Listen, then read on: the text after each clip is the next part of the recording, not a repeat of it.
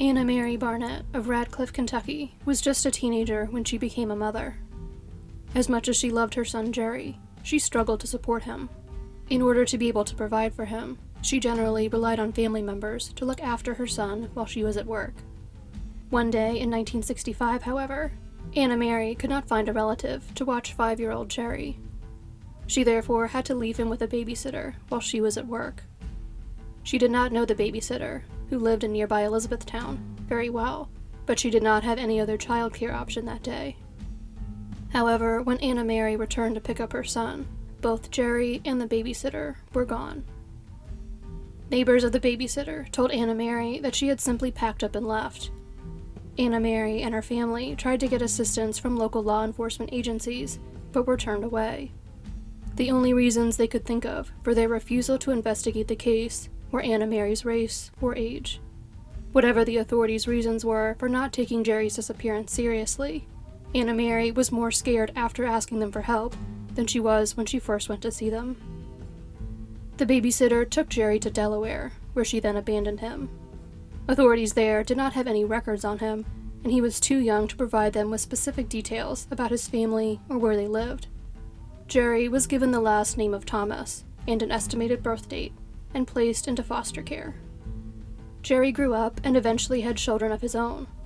However, by his own admission, he sometimes found it challenging to be active in their lives because of the trauma he had experienced in foster care and the way it negatively influenced his understanding of the concept of family. It would be one of his children who would ultimately help reunite Jerry with his family and begin to heal that damage. In 2016, Jerry's son, Damon Parker, took a commercial DNA test. In early 2020, a new DNA match showed up in the system.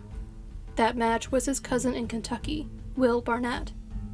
Will was able to explain to Damon the details of Jerry's background and the story of how he was taken from his family. Damon was then able to speak to his grandmother, Anna Mary, and arrange a reunion. In February of 2020, Damon and Jerry made the 10-hour drive from Delaware to Radcliffe. Outside of his mother's home, Jerry was met by a large group of emotional family members. After 55 years, he was finally reunited with his mother. Anna Mary knew he was really her son as soon as she saw him, and was beside herself with joy at finally having him back in her life. The entire family is grateful to have Jerry back, and finally relieved of the stress and concern they have carried for so many years.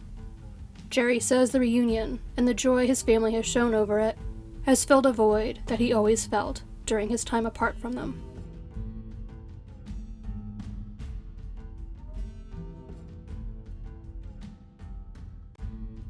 Raymond Nelson was born on September 1st, 1911, in Iowa, and grew up in the city of Logan. He graduated from Logan High School in 1931 and worked as a clerk at the Logan Canty drugstore. In 1934, he married Helen Smith, and the couple would eventually have 2 daughters, Roberta and Claudia. On December 3rd, 1940, Raymond dropped off his laundry at his parents' home in Logan. His sister reported that he had tears in his eyes while he was there. This would be the last time anyone in his family would see him. His youngest daughter was just 4 months old at the time. Shortly after Raymond went missing, a truck driver named J.A. Peterson came forward. Peterson said that he had given Raymond a ride to Council Bluffs on the night of December 3rd. Raymond had told him that he was on his way to Omaha, where he was due to report to work at the airport the following morning. Police went to Omaha to look for Raymond there, but found no evidence that he had arrived in the city. They believed that this meant Raymond either had met with foul play or had traveled further west. The FBI became involved in Raymond's disappearance after his draft number was called up, and he did not report for duty. They could not locate him, and he was declared a draft dodger. Raymond's social security number was never used after he went missing. There were certain details that made it appear Raymond may have voluntarily disappeared. He stopped paying many of his bills, including the one for his life insurance, shortly before he went missing. However, some members of his family were still convinced that something terrible had happened to him. His mother, Millie, remained positive that her son was not the kind of man who would have walked out on his family until her dying day. Raymond's oldest daughter, Roberta, found more comfort in the idea that something had happened to her father than in the notion that he had willingly abandoned their family. Raymond's younger daughter, Claudia, eventually had a daughter of her own, Jennifer Huffman, who would be the driving force behind finally solving Raymond's case. Jennifer grew up hearing stories about her lost grandfather, and after she became a private investigator, she began looking into the case, with hopes of finally being able to tell her mother what really happened to Raymond. Jennifer, of course, used the basic investigative techniques, collecting documents and speaking to witnesses, in this case her relatives. She tried more creative methods as well. Raymond loved model airplanes and was highly skilled at constructing them. Some of his planes were featured in window displays at the Brandeis department store in downtown Omaha. Jennifer therefore began researching the model airplane community, in case Raymond did leave Iowa voluntarily, and continued his hobby elsewhere. During this research, she came across an image of an Australian man named Monty Tyrrell. Monty was a prominent enough member of the model airplane community that the Monty Tyrrell Memorial Scale Rally, held by the Pakenham and District Aircraft Radio Control Society, is still put on every March, almost 30 years after his death. Jennifer believed that there was a striking resemblance between Monty and her grandfather. She began trying to get in contact with individuals in Australia with information about Monty, but her early efforts were unsuccessful. She was eventually able to locate someone who had known Monty towards the end of his life. This person told her that Monty's father, Ned, had lived in South Australia and worked at the Tivoli Theatre in Adelaide. If this information was correct, it would mean that Monty was not really Raymond Nelson. However, Jennifer hired an Australian private investigator who learned that no one named Ned had worked at the Tivoli. Furthermore, he could not find any information about Monty for a 30-year period, which he found suspicious. By 2004, Monty Tyrrell was Jennifer's strongest theory, but she had no way to prove if he really had been her grandfather. The lack of resolution in the case would nag at Jennifer for the next 16 years, until she received a phone call that would finally close it. In the spring of 2020, a man named Mark Nelson was using Ancestry.com to research his family. When researching the life of his grandfather, Roy C. Nelson, he was unable to find any information about him from before 1940. It was as though Roy had not existed before that year. Roy's parents, Nels and Millie Nelson, were named in Roy's obituary, so Mark began researching them. He could find no mention of them having a son or living with anyone named Roy, but he did find record of their son, Raymond Nelson of Iowa.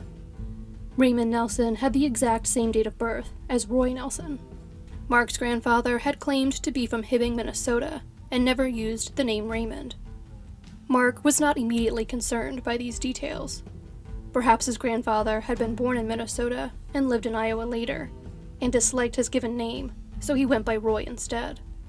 However, both Roy Nelson and Raymond Nelson had draft cards on file on Ancestry.com.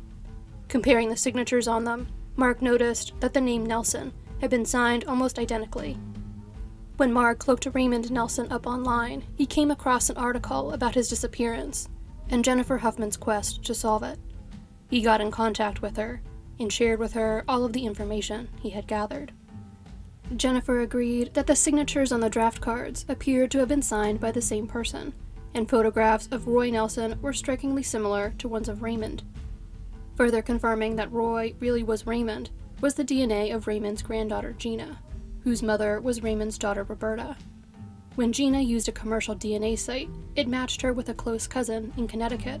The Nelson family could not figure out how this person fit into their family tree at the time.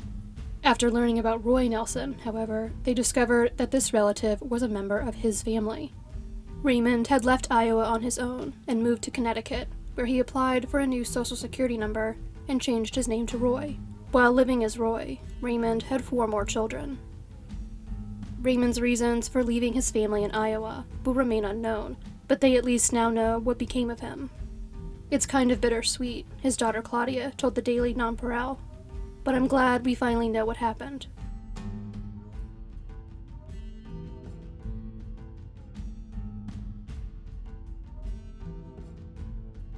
Vanessa Smallwood, of Mapleshade, New Jersey, was a devout Christian who was passionate about sharing her faith with others. She loved her family, especially her 3 grown sons. She had a kind heart and a caring spirit. At the beginning of 2014, the 46-year-old was going through a difficult period. She was unhappy with her marriage and on disability from her job as a contractor at the Philadelphia International Airport. She had become sick after dealing with the stress of her mother's death and her father suffering multiple strokes.